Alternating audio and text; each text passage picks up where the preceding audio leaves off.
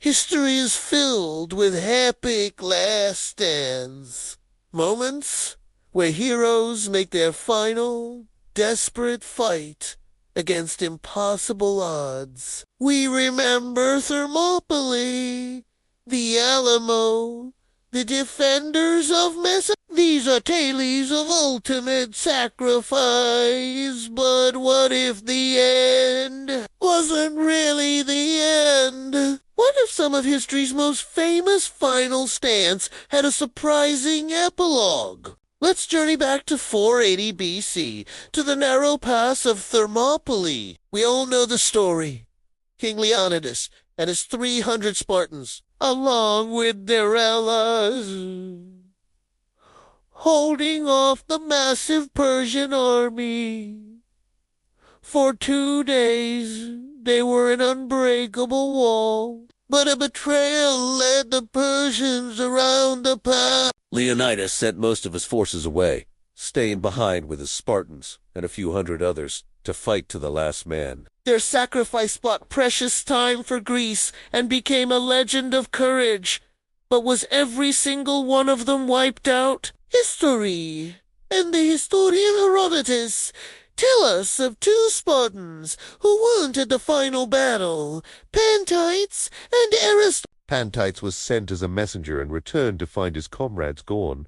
Overwhelmed by shame, he took his own life. But Aristodemus' story is different. He and another Spartan, Eurytus, were suffering from a severe eye infection and were dismissed from the army by Eurytus, despite being nearly blind, ordered his helot to lead him back into the fray, where he died fighting. Aristodemus, however, chose to return to Sparta, but his survival wasn't a relief. He was branded a coward, shunned by everyone. No one would speak to him or even give him a light for his fire. It was known as Aristodemus, the Trembler. His final stand wasn't at Thermopylae with his brothers in arms. It was a lonely year-long battle against shame and dishonor back home. He had to live with the ghost of a battle he missed. But this isn't where his story ends. A year later, at the decisive Battle of Plataea, Aristodemus fought with a suicidal fury. He broke from the phalanx, charging headfirst into the Persian lines, desperate to erase the stain on his name. He fought like a man possessed, cutting down foe after foe. He was eventually killed, but his bravery was so extraordinary that the Spartans acknowledged he had redeemed his honor. His final stand wasn't a single event, but a year-long quest for redemption, proving that sometimes the fight continues long after the battle is lost. Now, let's fast forward to the 16th century, to the heart of the Aztec Empire. The Spanish conquistadors, led by Hernan Cortes, had been driven from the capital, Tenochtitlan, in an event known as La Noche Triste, or the Sad Night.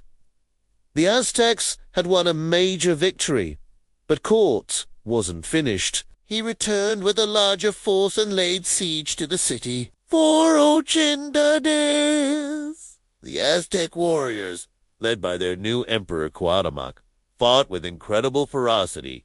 They defended every street, every house, starving and ravaged by smallpox, but refusing to surrender. When the city finally fell, it was a scene of utter devastation. It seemed like the final stand of the Aztec civilization. Cuauhtémoc was captured, and the empire was shattered.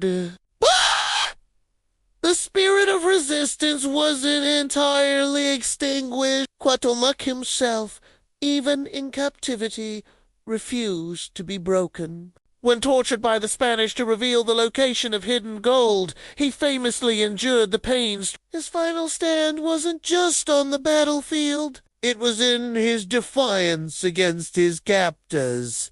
and the legacy of the Aztecs. It didn't vanish. It's woven into the fabric of modern Mexico. You can see it in the flag, which depicts the eagle on a cactus, the very sign that led the Aztecs to found Tenochtitlan. You can hear it in the Nahuatl words that are part of Mexican Spanish, like chocolate and tomato.